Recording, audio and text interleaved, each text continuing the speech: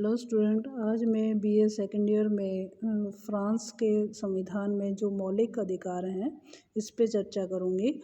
France में जो मौलिक अधिकार संवैधानिक व्यवस्था में है इस पे आज हम चर्चा करेंगे। फ्रांस पहला ऐसा देश है जिसने 1789 ईस्वी में क्रांति के उपरांत मानव अधिकारों की घोषणा की। फ्रांस में जो गणतंत्रीय संविधान अपनाए गए उन सभी में नागरिकों के मौलिक अधिकारों का संविधान की व्यवस्था में उल्लेख है। वर्तमान जो पंचम गणतंत्र के संविधान निर्माताओं ने समझा कि नागरिक अधिकारों को संविधान की प्रस्तावना में रखा जाए।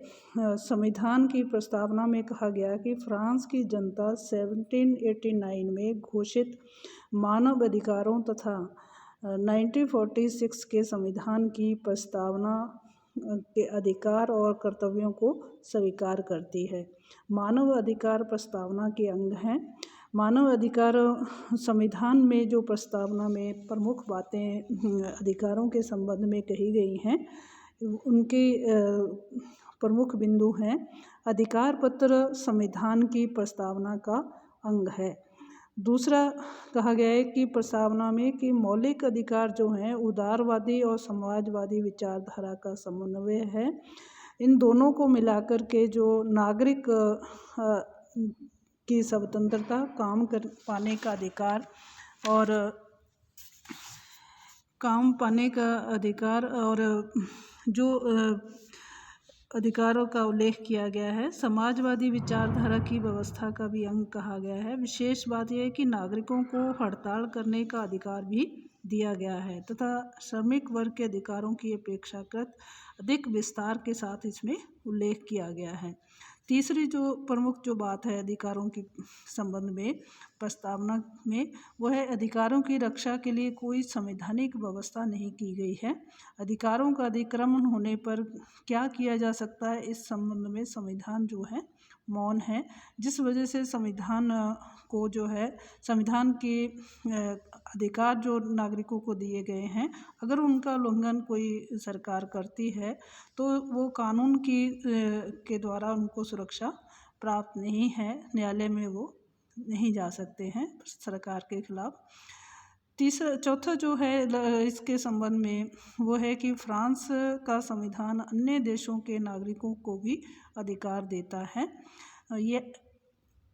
वह विशेष स्थिति में फ्रांस में शरण भी देने का अधिकार देता है। इस प्रकार से अधिकारों की जो ये विशेष प्रावधान जो हैं के रूप में देखने को मिलता है प्रस्तावना में, लेकिन इन अधिकारों को कानूनी सुरक्षा प्राप्त नहीं है, जिससे अधिकारों की उपयोगिता जो है प्रभाव के रूप में कम होती है। अब है कि फ्रांस में जो नागरिकों के अधिकार हैं पंचम गणतंत्र के संविधान में फ्रांस में जो 1789 में जो घोषित तथा चतुर्थ गणतंत्र में लागू किया गया था उसमें समस्त 17 अधिकारों को स्वीकार किया गया, जिनमें प्रमुख हैं इस प्रकार से हैं। जैसे पहला जो प्रमुख अधिकार वो था कि स्त्री और पुरुष को समान अधिकारों की गारंटी दी जाएगी। दूसरा जो है नागरिकों की व्यक्तिगत स्वतंत्रता का उल्लंघन नहीं किया जाएगा। तीसरा है कि व्यापार तथा सार्वजनिक क्षेत्र में सबको समान अवसर मिलेगा तथा किसी का शोषण नहीं किया जा सकेगा।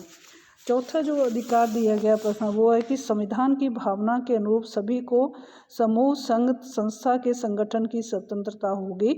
पांचवा है कि फ्रांस की राष्ट्रीय जो संस्कृति है, जो शिक्षा का जो अधिकार जो है की रक्षा की जाएगी और इसके प्रचार प्रसार के साधन भी उपलब्ध कराए जाएंगे। अगला जो अधिकार है वो है कि यदि किसी अन्य देश में किसी व्यक्ति को स्वतंत्रता से संबंधित गतिविधियों के कारण सताया जाए तो फ्रांस ऐसे व्यक्तियों को फ्रांस में शरण प्राप्त करने का अधिकार भी देता है।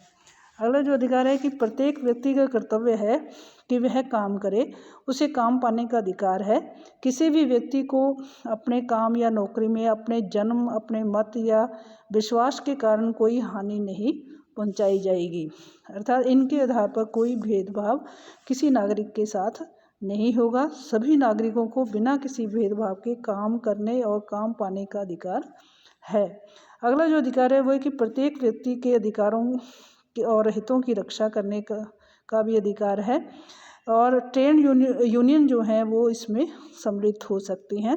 अगर कोई सरकार इन किसी भी व्यवसाय से संबंधित कोई कानून या नीति या कुछ प्रोजेक्ट बनाती है तो इन ट्रेड यूनियन से संपर्क करके उनके सुझावों के आधार पर ही कानून जो है बनाया जाएगा और पूरे उनके अधिकारों की जो है रक्षा की जाएगी और उन्हें उनके सुझावों के आधार पर उस कानून में सुविधा दी जाएगी।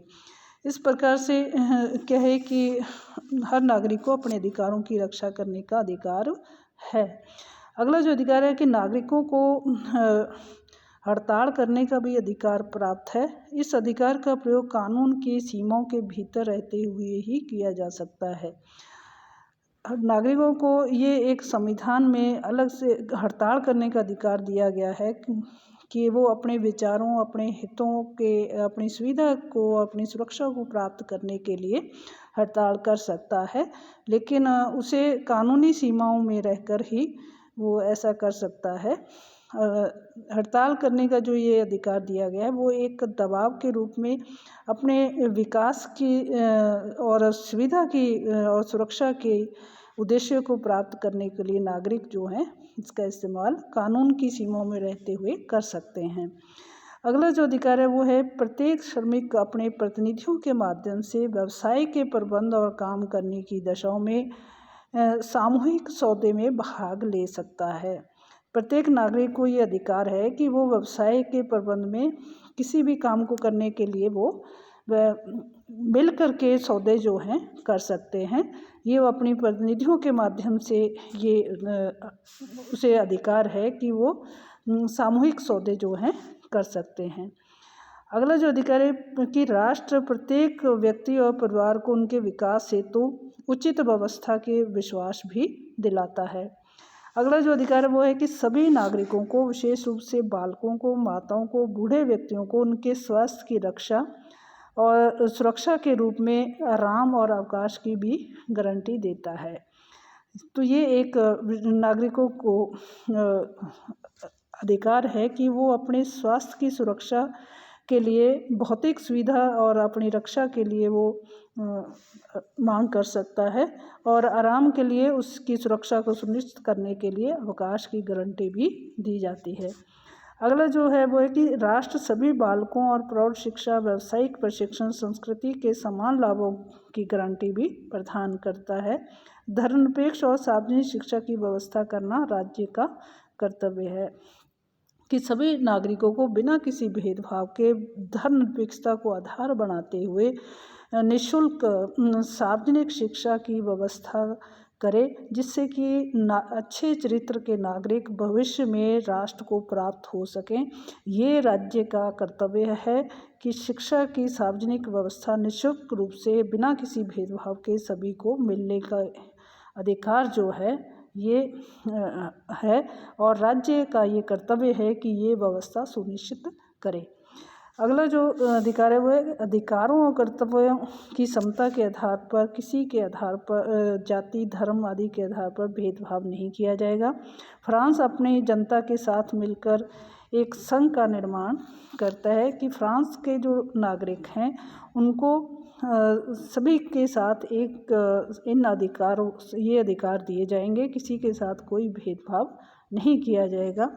राज्य का शासन का भी ये दायित्व है कि इन अधिकारों को व्यवहारिक बनाए, नागरिकों को सुरक्षा दे और उनको सुविधा दे और इन अधिकारों को व्यवहारिक करने के लिए नीतियां को बनाए। और नागरिक का ये कर्तव्य है कि वो अपने कर्तव्यों का पालन करते हुए इन अधिकारों का इस्तेमाल, इनकी जो उपयोगिता है उसको वो अपने व्यक्तित्व क्षमता में अधिक से अधिक जागरूक होकर के, सतर्क होकर के इनका इस्तेमाल करें। इस प्रकार से अधिकारों की जो ये व्यवस्था है इसका महत्व जो है बहुत ज़्यादा है, लेकिन अधिकारों फ्रांस में जो ये अधिकार हैं ये संविधान में नहीं लिखे गए हैं, सिर्फ प्रस्तावना में हैं। इसलिए इनका महत्व कम हो जाता है क्योंकि प्रस्तावना जो है संविधान के आदर्श और आकांक्षाएं जो हैं को बदलती है, लेकिन प्रस्तावना चाहे किसी भी देश की संविधान की हो, प्रस्तावना को कोई वैधानिक शक्ति या कोई न्याय योग्य स्थिति प्राप्त नहीं होती। प्रस्तावना अपने आप में न तो शासन की शक्ति का कोई स्रोत होती है और न ही शासन को किसी शक्ति से वंचित करने का साधन। इस प्रकार से नागरिकों के ये अधिकार तो केवल सिद्धांत का विवरण है, ये कानूनी उपबंध नहीं है। इन अधिकारों को कानूनी दृष्टि से वैसा महत्व नहीं दिया गया जैसा महत्व संविधान के मूल अधिकारों का संविधान में होता है। जैसे अमेरिका में और भारत के संविधान में मूल अधिकार जो हैं संविधान में लिखे गए हैं, कानून का रूप दिया गया है। संयुक्त राज्य अमेरिका और भारत में यदि कोई व्यक्ति सरकारी अधिकारी, कार्यपालिका, विधायिका किसी अधिकार का उल्लंघन करते हैं तो पीड़ित व्यक्ति के लिए संवैधानिक उपचार की व्यवस्था है, परंतु फ्रांस में ऐसी बात नहीं है। अमेरिका या भारत में जब किसी व्यक्ति के अधिकारों का हनन होता है तो पीड़ित व्यक्ति न्यायालय की शरण लेकर संबंधित पक्ष को इस प्रकार का आचरण करने से रोक सकता है। न्यायालय ऐसे किसी कानून या प्रशासनिक आदेश को अवैध घोषित कर सकता है जो मौलिक अधिकारों का उल्लंघन करता है, लेकिन फ्रांस में नागरिकों के अधिकारों की रक्षा के लिए कोई संवैधानिक व्यवस्था नहीं है। इसलिए फ्रांस के नागरिक अधिकारों की तुलना अमेरिका के अधिकार पत्र से नहीं की जा सकती। इसकी तुलना तो संयुक्त राज्य अमेरिका की स्वतंत्रता की घोषणा से करना ही उचित है। इस प्रकार से फ्रांस के जो अधिकार हैं वो कानूनी प्रावधान संविधान में न होने की वजह से इनकी उपयोगिता उतनी नहीं है जितनी कि अन्य देशों की है, लेकिन फिर भी फ्रांस के इन अधिकारों के द्वारा जो वहाँ की सरकार है वो जनहित में, जनता के हित में इन अधिकारों को व्यवहारिक करने का प्रयास करती है, जिससे कि उन्हें राजनीतिक शक्ति सत्ता के रूप में अधिक से अधिक जनता से प्राप्त हो सके, वो अपना विश्वास बढ़ा सकें। इसलिए जनहित में वो इन अधिकारों को व्यवहारिक करने के लिए वो कानून की नीतियाँ, पॉलिसी बनाती हैं। इस प्रकार से ये टॉपिक यहीं ख़त्म होता है। धन्यवाद।